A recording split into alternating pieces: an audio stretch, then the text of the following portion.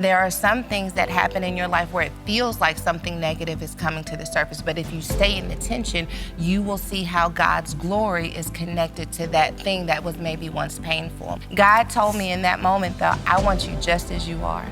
You don't have to change. I'll use it. And it may not look like what's been seen before. It may not be as polished. It may not feel as rigid as some of the things that have been effective in the past, but it will be you, and I will show up, and I will use it all. I had my son at 14 years old. Yeah. I've been a mom my whole life. And I wanted to be a good mom at 14. And I had a lot of emotional development to do, and spiritual development, and mental development, and I was a baby when I had a baby. But I wanted to be a good mom, and so I leaned into what I thought a good mom should look like, what type of household I should provide for him, what type of schedule he needed. And so you talk about the enemy meant it for evil, but God meant it for good. God meant this. He turned this thing, changed it into something that allowed me to be grounded in so much wisdom and experience that now at 35, I think sometimes I do sound like, maybe someone who's a little bit further down the road, but the road started pretty early for me. As someone who didn't really think that they were gifted or had anything that the world could offer, what I didn't realize is that my one thing was just saying yes to living right for God. Wow. I can't sing. I didn't think writing was a gift. I guess I'm a speaker. I didn't think that I was a talented speaker. It's not like I've been waiting for this moment where I could unleash my talent into the world and being I had never lived like that. My one thing was, I think I can do better than this. Wow. That was my one thing. But that's huge. It's huge. And if people can realize, everything is, there's a lots of glitzy, glammy things happening on social media that makes you think that, I need to write a book, I need to write music, I need to do something that feels like a big thing. But if all you can say is, I can do better than this, that one thing, God will take care of the rest. Yeah. God will take care of the rest. I want to live like Jesus is real, and I can be transformed into his image. And today I'm going to make a choice that reflects that belief. That one thing, it changes everything. Do you ever find yourself in a situation, or I remember I had been speaking for several years, and then I found myself back in a place where a lot of hard things had happened in my life. Right. It was actually back at 700 Club, back at CBN. And I found all these old negative things of things I believed about myself back then, just kind of deciding to just jump up again. Do you ever have to deal with stuff from the past or people from your past? Or how does power move there? Oh, child. Okay, so listen. I was living in I met my husband. I moved to Los Angeles. We lived there for 8 years. It seems like we're going to build our life out there and everything's just going to be settled. And I'm T.D. Jake's daughter, and that is how most people have introduced me. Questions people want to know is, what is it like to be T.D. Jake's daughter? And so I think living in Los Angeles really created a sense of individuality. I think even in the way that I speak, that I didn't feel the pressure to be like T.D. Jake's daughter when speaking. I could just be Sarah Jakes Roberts for this community in Los Angeles, and they would get me, and this is the space where I will feel fulfilled. In God's wisdom, he's brought us back to Dallas to be a part of the leadership team of the Potter's House Dallas. And all of a sudden, I feel like the 8-year-old girl who moved from West Virginia back to Dallas, lost in a world that was maybe bigger than me, maybe that I didn't really fit into. My daughter was 14 at the time that we moved. She was actually 13, turning 14. I got pregnant at 13. Wow. And turned 14 when I had my son. And all of that came crashing down at the same time. Am I built for whatever leadership looks like in Dallas? Can I raise my children in a world where I felt like I got lost? If I create these boundaries, is it going to damage their relationship with my parents? So I've got all of these doubts swarming there. I'm like, well, if you didn't do this at all, you wouldn't have anything to worry about. I would say for someone who's experiencing that, to stay in the tension. To stay in the tension of figuring out why this is coming to the surface. There was a message I preached that was called Glory Triggers. And because I'm a huge mental health advocate, and we hear a lot about trauma and triggers, but I preach glory triggers because I wanted people to understand that God's got triggers too. And there are some things that happen in your life where it feels like something negative is coming to the surface, but if you stay in the tension, you will see how God's glory is connected to that thing that was maybe once painful. And I stayed in the tension, and what I learned in staying in the tension is that God did not call me into a space that would require me to change what I know about him. That would require me to change what I know he has highlighted as important for me. It is important to me that my children feel connected to me no matter where I am. It is important to me that this ministry that God's given me, it was built on authenticity and vulnerability. God's not going to call me into something that's going to change what he told me my assignment really was. And so this tension was convincing me that I would need to change, modify, conform. But if I could stay rooted, if I could stay anchored in what God said to me, this wave was going to pass. And I'll tell you this, and then I will be quiet. Oh, no, keep going. So I'm in this tension. The negative thoughts are swarming, but I'm staying in the tension. I'm still saying yes. I'm going to be in Dallas, but I'm not going to pretend to be someone I'm not. I'm going to be my authentic self, and they're going to like it or they're going to send me back to Los Angeles. Good with either. I'm going to say yeah, right. I'm going to be good with either. I'm going to say yes when I can say yes. I'm going to say no when we have volleyball practice. I'm going to keep the main thing, and we're going to see what happens. And so I was having a Sunday. My father was going to be out of town. My husband was going to be out of town. I don't even think my mother was there, which these are all my comfort support system, because I'm like, if I fail, I'll toss the mic to them. I'll go to the back. Nobody's there. It's all on me. And I'm preaching this message, and I'm preaching this message. And the message is called Lock In. Sheila, I'm preaching the message. I'm doing so good. It's Sunday. I'm doing so good. My notes made sense when I woke up. I've got to do offering. I'm doing the worst, like the announcements. I'm doing so good, girl. I look, and there's this woman in the crowd, and people are standing, and I'm speaking, and I'm hitting some points. Yeah. I'm like, oh, we're doing good. And I see her do this gesture, and I was like, I've never seen worship look like that before, but go for it. Then I go to the other side. I see this other woman do this gesture. Sheila, my wig is sliding off of my head. Sheila, my wig. That's not a glory trigger. That is not a glory trigger. So, I try to give her a little tug. I try to put her back in alignment. She's rebellious, okay? She's a backslider. God. There's no one to toss the mic to. So I took it off. You took it off? Okay, I have a whole new respect. Sheila, Next level. I took it off. I took it off. I threw it to my sister, and I kept preaching. And I was like, this is a disaster. This is a disaster. I take my wig off, I throw it to my sister, and then after that service, I'm like, okay, well, we're going back to the West Coast. West Coast, best coast. Who cares? Who cares about the South? So many people said that when you took your wig off, it felt like you pulled shame out of my body. Like, it felt like I had permission to be myself. And I think it was God showing me. And it went viral. Sherry Shepherd does a thing on it. I'm like humiliated in this church where I grew up, where I experienced humiliation. I'm like, oh my gosh, it's terrible.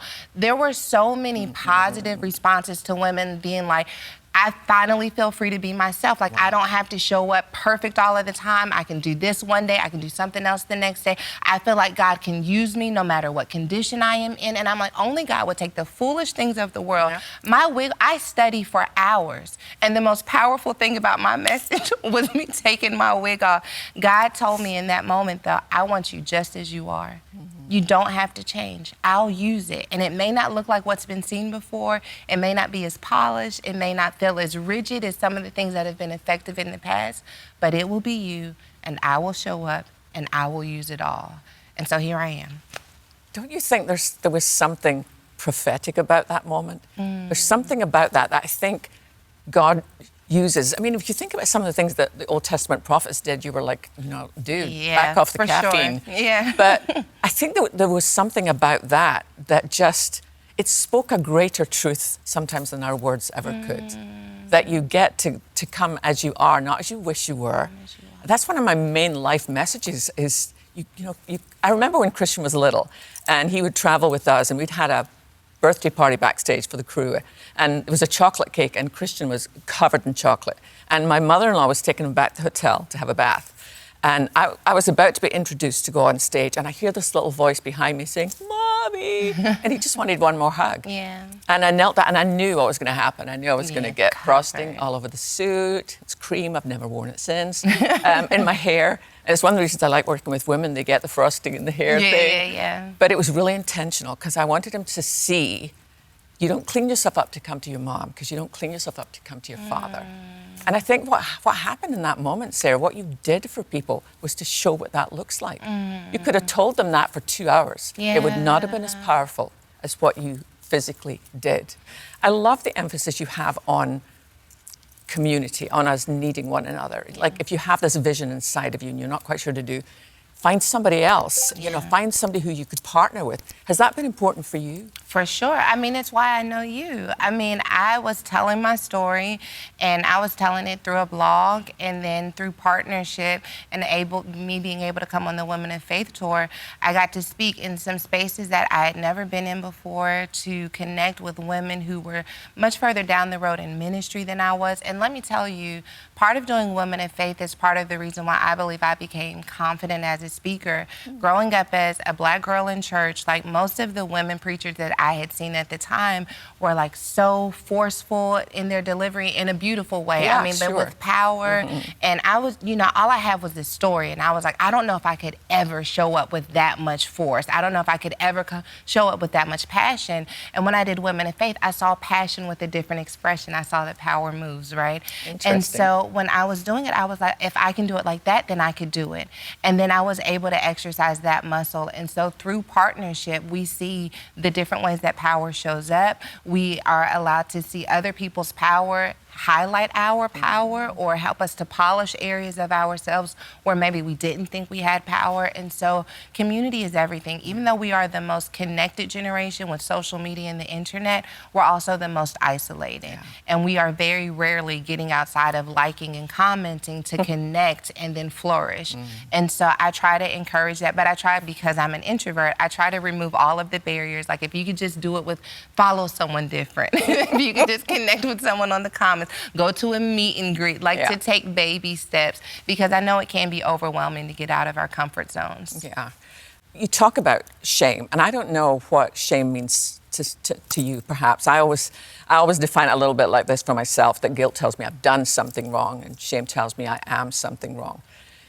A lot of the women that I speak to deal with shame. It's something that I think as a daughter of the King, we shouldn't wear. I mean, David said in Psalm, those who look to him for help will be radiant with joy. No shadow of shame will touch their faces. Do you ever feel those old voices coming back? And what do you do if you feel that kind of, oh, who are you kidding? I think the wig thing was a thing, for real. That would be a life-altering moment. In the moment, I was like, whatever. That's generally my energy when I'm speaking. I'm like, whatever, let's go. I'm for it.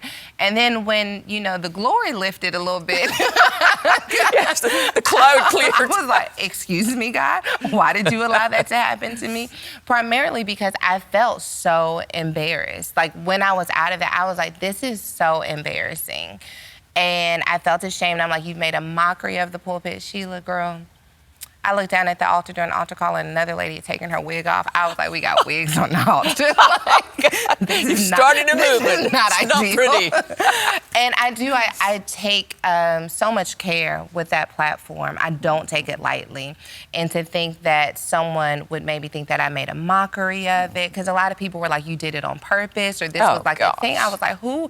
I don't even do illustrated sermons. Do you think I would go from no illustrated sermons to taking my wig off? Are there no steps? But I felt a lot of shame. And I'm like, see, this is why girls like you don't need to do stuff like this, because you can't keep it on the level. And I recognize where the voice is coming from, though. You know, and I think that shame does still arise, but when you know the source of the shame is coming from the outside, then you start to patch up the inside. And so I'm like, you need to get off of social media. You need to stop thinking so much about yourself in this moment and really trust God's plan. And so it's easier to hit ignore when you know where the call is coming from. But it takes some time to do that. Yeah. I remember the church I was growing up in, there was a lady who was always, like if you needed anything, you could call her and she'd bring food, she'd do anything. But I only discovered later how much internal trouble she was in herself. And I remember talking to her about it and she said, well, I want to serve the Lord. And she felt taking care of herself was almost ungodly or unholy. You kind of address that in the book, that if you want to be available, it's like what you talk about in your marriage. When you bring the whole of who you are into that, it's better for everybody. Yeah. How do we address that in women, that it's good to take care of yourself? That's okay. You know, I think that we have to dismantle philosophies that make us believe that it is our responsibility to be the savior in our household. And when you are the person that people come up to when they have boo-boos or when a friend is in crisis, they know that they can call you. It moves you from being a person to a savior. And if we're honest, we often even allow our ego to feel a little bit good that, like, I showed up for them. They know I can take care of them. They came to me. And so when you're building an identity that is not congruent with your reality, you can get trapped in between the two. And so you choose to keep showing up for people instead of sitting in the fullness of who you are. What I say to women is that if you're going to continue to serve everyone and you're going to make sure you fulfill everyone else's needs, the least you can do is ask yourself, well, what do I need? Wow. What do I need? Because if you're willing to run yourself empty because you recognize that a need needs to be fulfilled and you're the one who's going to do it, you have to ask yourself, how am I allowing others to fulfill my needs?